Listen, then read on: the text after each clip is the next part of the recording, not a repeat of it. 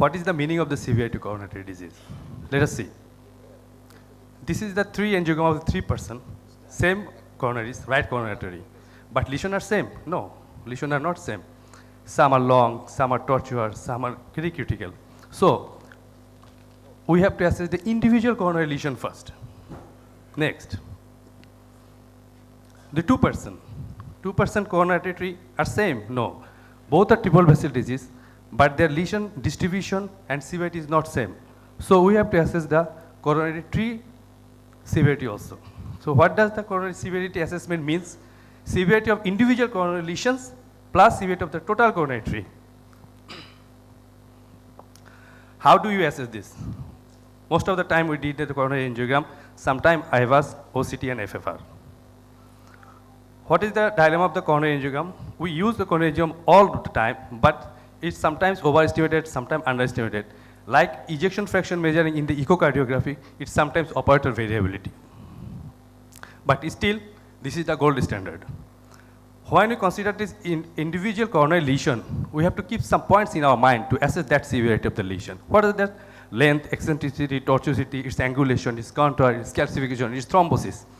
But how can we guide? What is the guideline for us?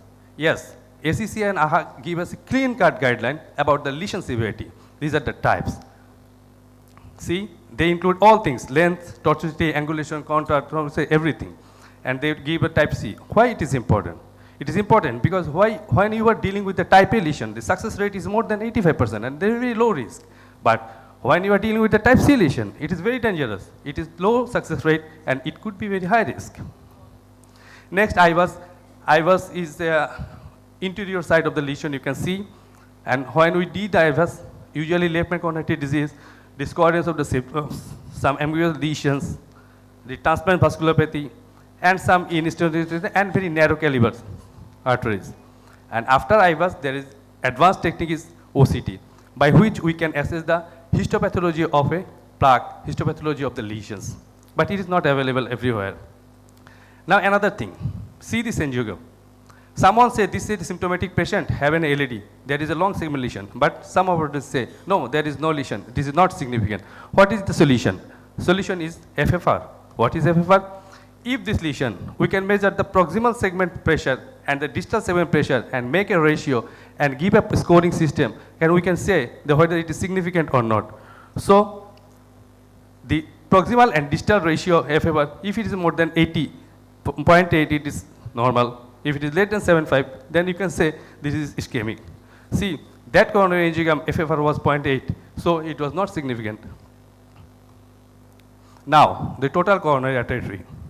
When you are assessing a total coronary artery severity, it is the accumulation of the total coronary lesion. You have to calculate each and every lesion, then you have to addition of these points. How can we do that? There is lots of scoring system, but most of the time we use 3 systems, Vessel score, Jensen score, and syntax score. What is their importance? Let us see. Most of us write down our coronary angiogram report, the single vessel disease, double vessel disease, triple vessel disease, with or without left main.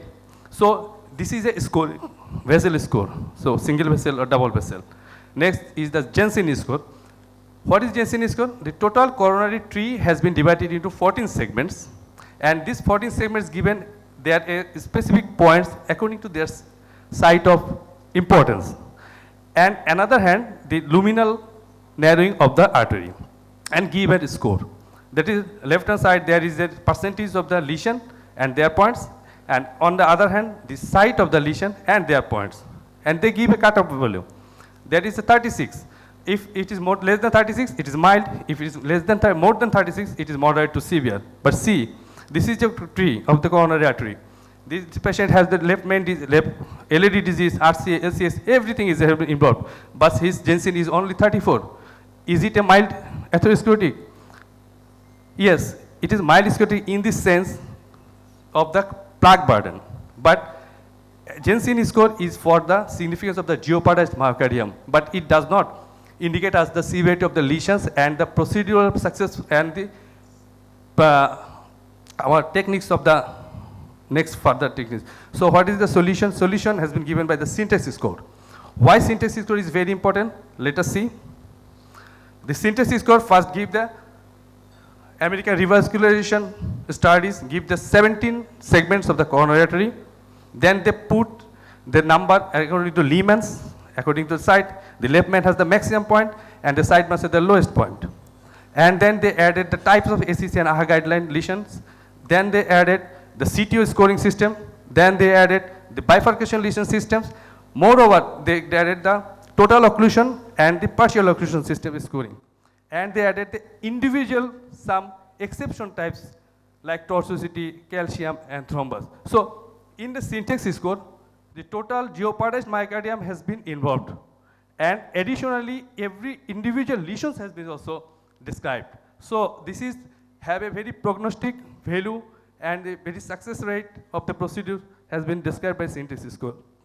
That's why most of the guidelines has been give us the indication class 1, class 2, class 3 indication according to the syntax score. When it is low, 0 to 22, the PCI and CAB result are more or less same. When it is intermediate, then the CABG result is better in long term.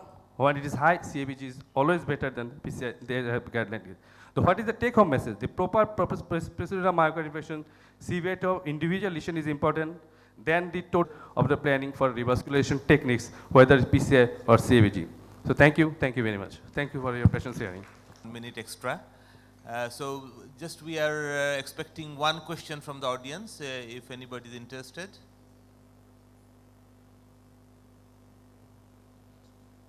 If nobody is interested in asking a question, we move to question না করলে comment করতে পারে। Yeah, run model আমার মনে হয় সুন্দরভাবে present করছে। যাই হোক সিভিয়ারিটি দেখার জন্য যদি আমাকে অ্যাসেস করতে হয় functional assessment is important. IVAS have no role, OCT have no role.